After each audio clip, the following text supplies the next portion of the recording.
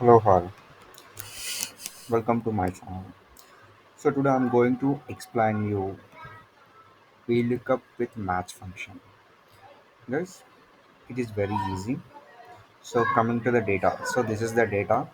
Day wise, associates per present days and absent information is there.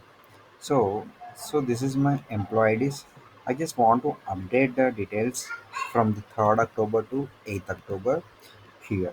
Okay, so the data is here. So I'm going to using the, of course we can use the regular VLOOKUP function. What is the difference between regular VLOOKUP and VLOOKUP with match functions?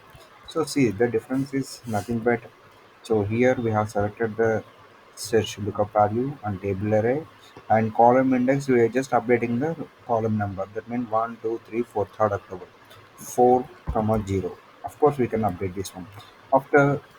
So but to automate this one, so to automate this one or to avoid the manual entry of the column numbers, I'm going to apply match function. Let me see how to update the match function in the VLOOKUP.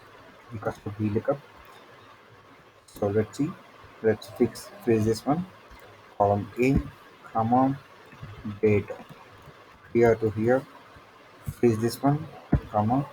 So now, instead of updating the column number manually, I can use the match functions. Match, comma, so where, so here. Select this date, B1. So B1, I selected the B1. So B1, freeze the B1, 1. How to freeze the 1 only. So remove the sheet name here to avoid the formulas mistakes. So if you sort the formula, so automatically it will change the references. So just remove the sheet name. After that it is asking lookup array. Go to this one, again select the array and freeze this one, comma, exact match. So 0, comma, exact match 0. Enter. Okay. So now see, I didn't use any column numbers here.